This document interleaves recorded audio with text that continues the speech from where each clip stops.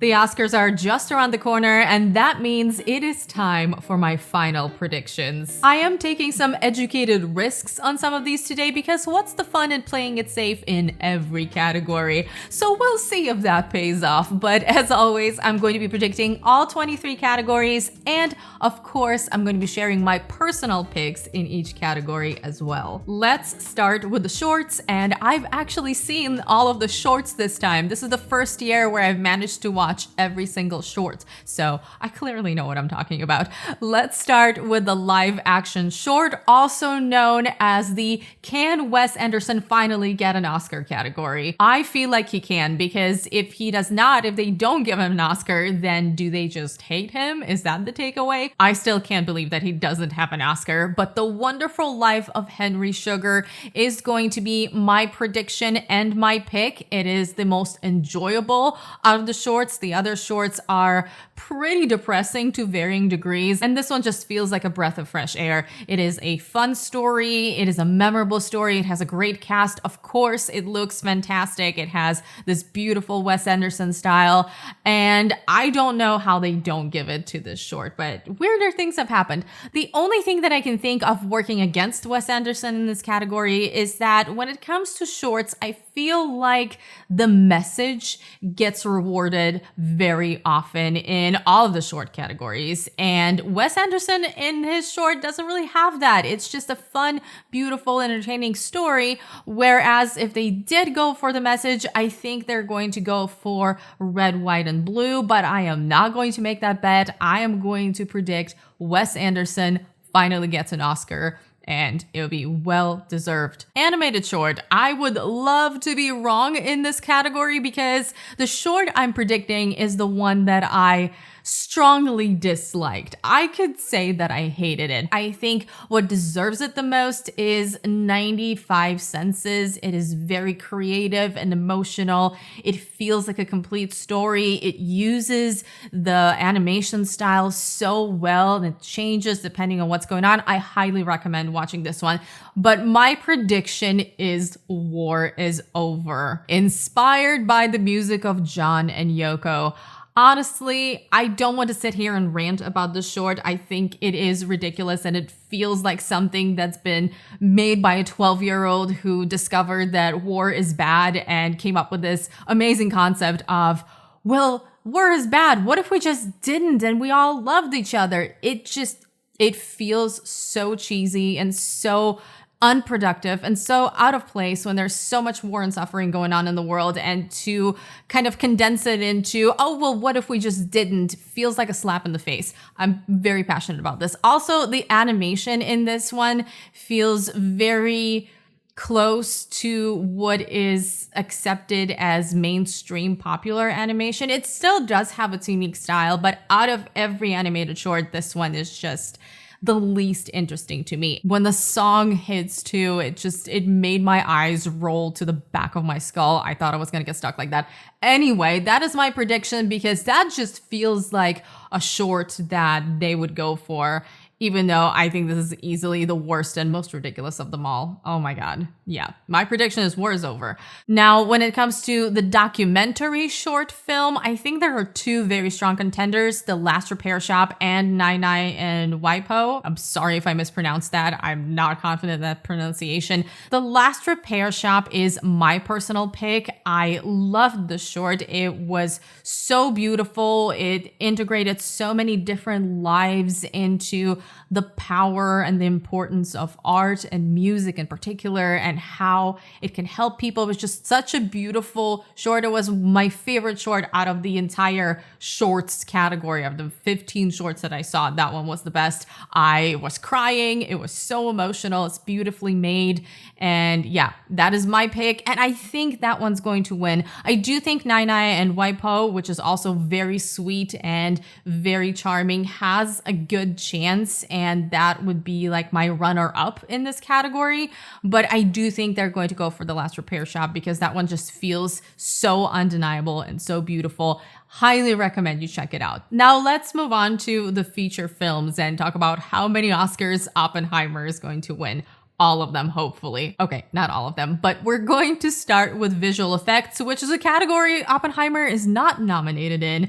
And to me, there are two strong contenders here, the creator and Godzilla Minus One. I really do think it could go either way. My personal pick is the creator. As many issues as I have with that movie, visually, I think it was a 10 out of 10. It looked fantastic. It was, no pun intended, very creative. It's a beautiful looking film, and I think it 100% deserves the Oscar for visual effects. However, there is such a strong passion behind Godzilla Minus One, and that is another film that looks fantastic. I am not discounting that. These are two very clear frontrunners to me, and they both deserve it. I think I would not be upset either way. I'm going to take a bit of a risk here and bet on the underdog of this race, which is Godzilla Minus One. I think the love for this film is going to carry it, and I think the International Academy is going to come through with this one. I think it's just going to be such a beautiful moment if they do get the Oscar, because if you've seen the reaction of the team to getting nominated for this, it was just beautiful. I could just imagine it happening. I do think that maybe the creator is a bit of a safer bet, but I just have a feeling about this one. So my prediction is Godzilla Minus One. My personal pick is the creator. Moving on to sound. Sound is an interesting one this year because, once again, two very strong contenders here, Oppenheimer and The Zone of Interest. I think the safer choice would be Oppenheimer in this case, and I think a lot of people are going to pick Oppenheimer when they're predicting this. However, the sound of The Zone of Interest is just undeniably on another level. And while you do think of Oppenheimer as a movie with amazing sound and kind of the obvious choice in this category because it's nominated for so many things and it sounds fantastic and all of that. However, The Zone of Interest creates an entire concept of a concentration camp from the sound. You don't see it if you've seen the movie. You only hear it and you see certain things implied, but it is haunting, and it is, in my opinion, the absolute strongest thing about that film. And I do think because there's so much love for that movie, they're going to want to reward it somewhere else other than the international category. And I feel like the sound category is the most logical place for it. Could it just be that Oppenheimer has a huge night and gets all the Oscars it's nominated for? It's possible, but I do think that The Zone of Interest is a viable choice here. I'm picking it as my pick, and I'm also predicting it because, like I said, taking some risks here. I'm going to stop. But I just don't see how The Zone of Interest, which has made such a huge impact on so many people, could possibly just walk away with the International Feature Oscar, which there it's a clear leader. Makeup and hairstyling. Could this once again go to Oppenheimer? It could, but I think they're going to do what they normally do and award the most obvious winner in this category, and that's going to be Maestro. I think that would be well-deserved as well. That is my pick as well. I do think it's a very deserving film. I think the makeup work is fantastic. There's so many stages of life on display. The older makeup looks flawless. Just everything about that movie. I think it deserves makeup and hairstyling easily, and I think it's going to be the winner. Costume design. This one and production design are tough to predict, in my opinion, because I feel like for both of these, it's between Barbie and not Oppenheimer, between Barbie and Poor Things. We could have Barbie winning both. We could have Poor Things winning both. We could have them splitting them some way. I'm going for the split, and we'll see if I'm right. For costume design, I think it's going to go to Barbie because costumes are so important to the actual story of that movie. The costumes are part of it, and they're iconic, and they mean so much to people who have seen these costumes on dolls, and there's so much attention to detail. You could say the same thing about production design in Barbie, but we'll get there. I just think Barbie has been a clear leader in this category for half a year, because honestly, since its release, it has been the movie to beat in costume design, and I think they're going to reward this movie. I just don't think Barbie is going to walk away only once again with the song. That would be weird. That just doesn't feel right. It could, things could happen, but I think this one's going to Barbie. My pick is Poor Things. You guys know I adore Poor Things, and costumes are on another level in that movie. This is why I think that they could also give it to Poor Things, because costumes are insane and so memorable and so, once again, iconic in that film. But I just think this one's going to Barbie, even though, in my opinion, Poor Things deserves it more. Now, when it comes to production design, once again, my personal pick is Poor Things. That whole movie is one amazing display of production design. It's so memorable. It looks crazy. It looks beautiful. It looks surreal. It's colorful. It's vibrant.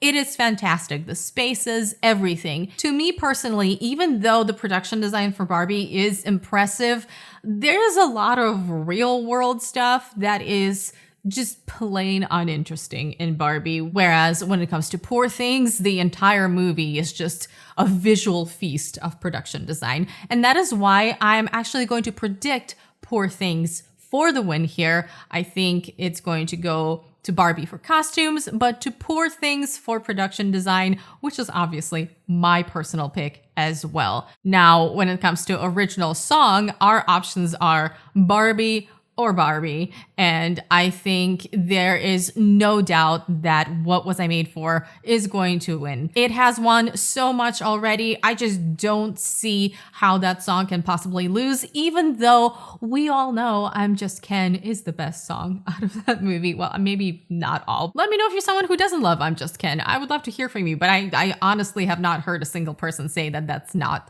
a song that they love out of that movie. So my pick, of course, I'm Just Ken, but also they're not going to reward I'm Just Ken in a Barbie movie. It's just not going to happen. So What Was I Made For is the winner. I'm Just Ken is my pick. Original score, one of the easiest categories to predict this year. This is Oppenheimer's Oscar. Congratulations. This is an unforgettable, amazing, beautiful score. I listened to it all the time, and I can't remember the last time a score had this much of an impact on me. It's just a case of a nominee being undeniable. I can't imagine a scenario where this goes to another film, another score. So of course I am predicting Oppenheimer, and it 100% is my pick in this category. Moving on to documentary feature film, I think this one's pretty easy as well. 20 Days in Mariupol is going to be the winner. It is also my pick. Am I a little bit biased about this as a Ukrainian, as someone who has been watching this horror unfold on the news and just having my heart broken every day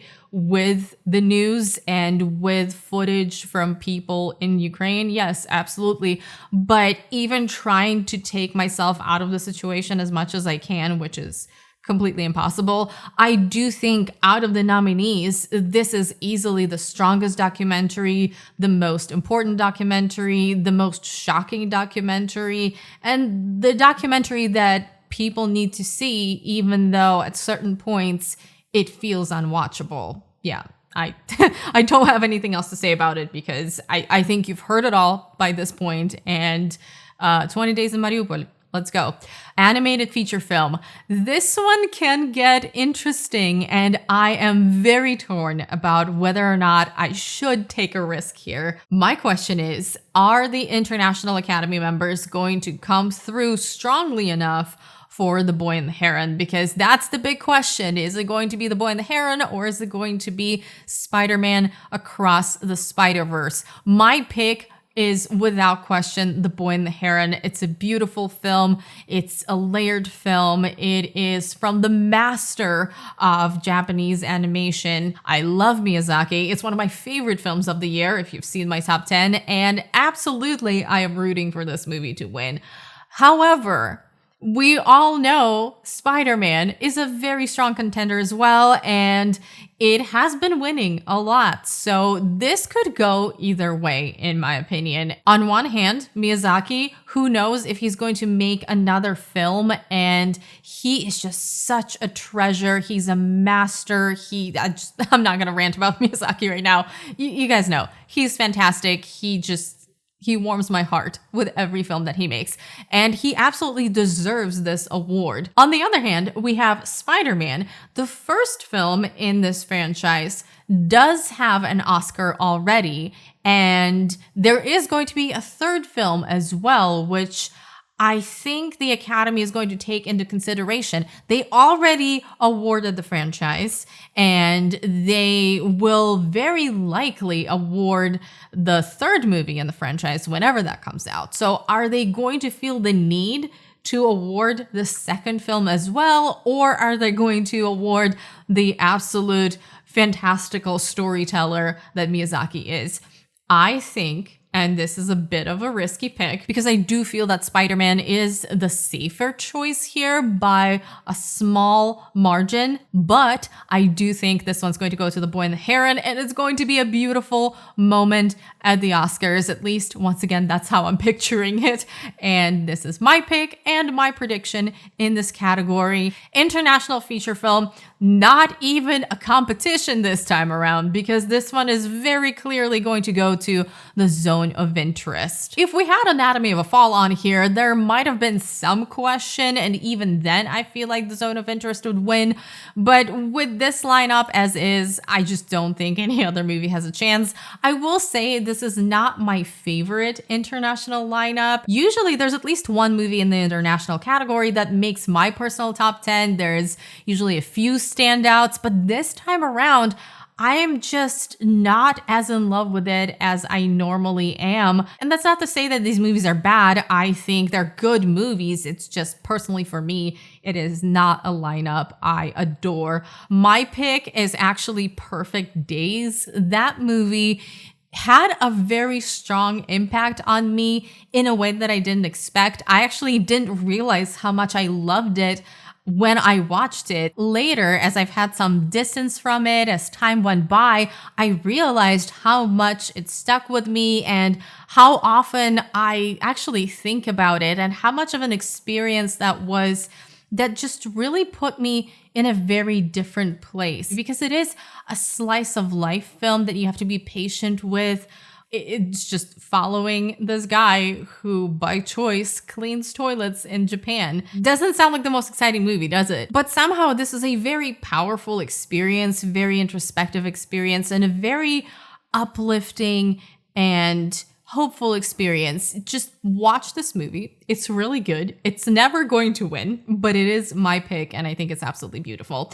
Next up is adapted screenplay, and I do think this is between American Fiction and Oppenheimer. My pick for me is Oppenheimer. I love that film. As you know, it is my favorite film of 2023, and I think it deserves the adapted screenplay win, because if you've read American Prometheus and you saw the movie, it is so impressive how that behemoth of a book was condensed in a way that works. How many details they kept in to create this human being that is so introspective and so conflicted and yet so impactful, and how well it translates from the page to the screen, how these details matter, and how it flows so well as a story. I'm just going to stop gushing. I don't need to tell you more about how much I love Oppenheimer, but yes, that is my pick. I do think this one's going to go to American Fiction. It is a film that clearly has a lot of love behind it. It, in my opinion, overperformed with nominations. It's nominated for 5 Oscars, and this is the place where it can realistically actually win. So I just don't see it going home empty-handed, considering how much love there is for this movie. So I think they're going to go for American Fiction with adapted screenplay, and it is a strong screenplay that a lot of people have responded to. So I understand. To me, Oppenheimer should win, but American Fiction probably will win.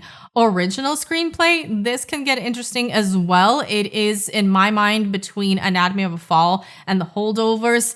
And this one, once again, you have two movies that have performed really well with the nominations. They both have 5 nominations each. There is so much love for The Holdovers. People adore that movie. On the other hand, the love for Anatomy of a Fall is insane and also very well deserved. To me, Anatomy of a Fall should win original screenplay because the screenplay for this is on another level. It is fantastic and so smart, so well written, so deliberate with the way it unfolds and the choice of words. I think, in my mind, this is the obvious winner. Could it go to The Holdovers? Absolutely. I think there is enough love for that film for it to go to The Holdovers, but I am going to take another risk here and predict Anatomy of a Fall. I think this is a real race here, and I know not many people care that much about the screenplay categories, but to me, screenplay categories are always fascinating, and I think this one is going to go to Anatomy of a Fall. This is the only place it can even win anything, so that's something to keep in mind. Once again, I think with as much as people adore that film, seeing it go home empty-handed just doesn't feel right. Film editing. This one is easy. It is going to Oppenheimer. And I know what you guys are going to say. You guys are going to say, well, isn't there a correlation between sound and film editing? And you're predicting the zone of interest in sound and Oppenheimer in editing. And yes, I am. It could. Both of these could go to Oppenheimer. I would not be surprised, but we've talked about sound already. For editing, it is easy. It's going to Oppenheimer. My choice here is Anatomy of a Fall, even though to me, the love I have for the editing of these movies is on the same level between Anatomy of a Fall and Oppenheimer. I think the editing in Anatomy of a Fall plays such a pivotal storytelling role in how it works and how it comes together and how it changes your mind on things. I love it. Both are incredibly deserving. Like I said, I will not be mad if this goes to Oppenheimer, but my pick is Anatomy of a Fall. Cinematography, another category that is going to Oppenheimer easily. I mean, easily. That one is in the bag for sure. My personal pick is actually Poor Things in this category because, as you have noticed, I adore the look of that film and I think it is incredibly memorable, incredibly beautiful. All of the different ways it presents itself visually and how that makes sense for the story, how that works with the themes and with Bella's development and her journey. I love when cinematography is worked into the story. And for me, Poor Things is that movie. Do I think Oppenheimer has amazing cinematography as well? Absolutely. Once again, not going to be mad if this is an Oppenheimer sweep. And I do think it's going to win in this category. But for me, my pick for cinematography is Poor Things. Actress in a supporting role. This one's easy. This is probably even easier than the score category or just as easy. This one is going to Da'Vine Joy Randolph for The Holdovers. So well deserved. She has been dominating this category when it came to other awards, and that's not about to change. Let's be real. I love this for her. I am so happy she's going to get this Oscar. She is the heart and soul of The Holdovers. And yeah, I couldn't be happier. This is my pick. This is my prediction. Super easy. Moving on. Actor in a supporting role. This one is pretty easy as well. I know there's people doing this whole what if thing, but let's be real. Robert Downey Jr. has this on lock. And I have been on his team since I saw the movie. I don't really understand why people are being dismissive of his performance. I think he's fantastic in the film. I'm pretty sure at one point in one of my videos, I said that they need to shut this race down because it's over. Yeah, I stand by that opinion. I understand why people love Ruffalo. I think he was great. Gosling obviously makes sense as well, but when I look at the lineup, I see Robert Downey Jr. and I say, yeah, 100%. Absolutely. So that is my prediction and my personal pick. Actress in the leading role, which is the race that is probably the most interesting out of them all. and I have very little confidence in picking the correct person. It is such a close race. And what is interesting is that these performances couldn't be more different. One is very external, very physical, very showy as a performance. And the other one is all internal and all just the power of presence and calmness and aura, but also very stoic and very strong, and also an amazing performance. Both Lily Gladstone and Emma Stone define the movies that they're in very different ways. This is what makes it so complicated as well. I have to make a choice. Nothing's going to clarify this for me. The voting is over. Somebody is already the winner. We just don't know about it. I think it's going to go to Lily Gladstone. She is undeniably the standout of that film. She's so different from the rest of the performances in Killers of the Flower Moon, and that plays in her favor. Her presence and her performance are so introspective and yet so powerful. I can imagine it. And yes, it would be a big moment at the Oscars. It'd be a historic moment, as you all know. My pick, I will say, is Emma Stone, because once again, another person who is undeniable with a completely different performance and a career best performance, in my opinion. I've gushed about Emma Stone's performance in my review of Poor Things, in my top 10 of the year, so I'm not going to do it again. I adore this performance. And I will say, both of them are on the same level for me. I would be happy to see either of them win, and I will be sad that the other one does not win. That's just how it is. But thinking of what happened last year with Michelle Yeoh and Cate Blanchett, where I was loving both of these performances, but Cate Blanchett already had 2 Oscars. Emma Stone already has an Oscar, and I am 100% confident that she will get another nomination, more than one, in her life, because she's a wonderful actress. Lily Gladstone is my pick for the win here, and she did win SAG, which I think is a huge deal, and in the end, what really pushed me towards predicting Lily Gladstone. While as my pick, they're both my pick, but if I have to choose one, I'm going with Emma Stone, just by a little bit. For actor in a leading role, once again, just like with Robert Downey Jr., I have been on Team Cillian Murphy from the moment I saw Oppenheimer. I am still on Team Cillian Murphy. He is my personal pick, and I do think he's going to win the Oscar.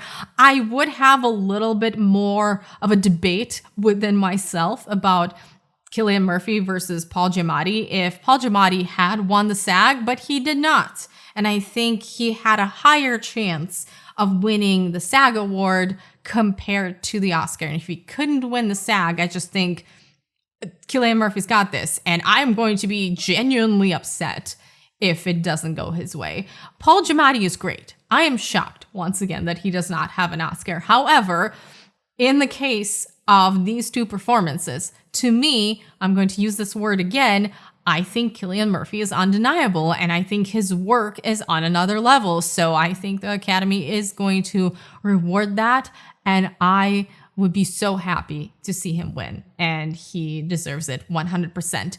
Directing, hello, we're back to Oppenheimer. This one's going to Christopher Nolan. Finally, it's very well deserved, and Oppenheimer sweep is going to be a thing on Oscar night. No questions asked.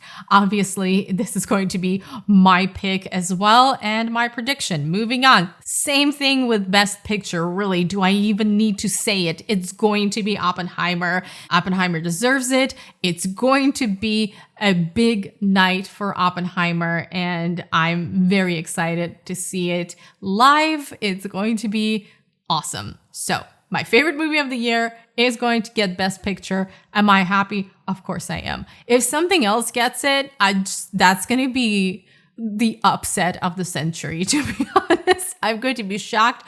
A lot of people are going to be shocked. Chances are near zero. Near zero. What do you want for theory alone? 0 would be nice. Oppenheimer it is. let's just wrap this one up. That's going to be the Oscar night. Let me know what you guys think. What are your predictions? Do you think I'm completely wrong on some of these? I'm sure some of you do. I would love to know what you're predicting in the comments below. I hope you guys are having a wonderful day. Thank you so much for watching. And if you'd like to see more of my videos, first of all, do subscribe. I make videos. I have a lot of those happening, but also check out one of these videos next.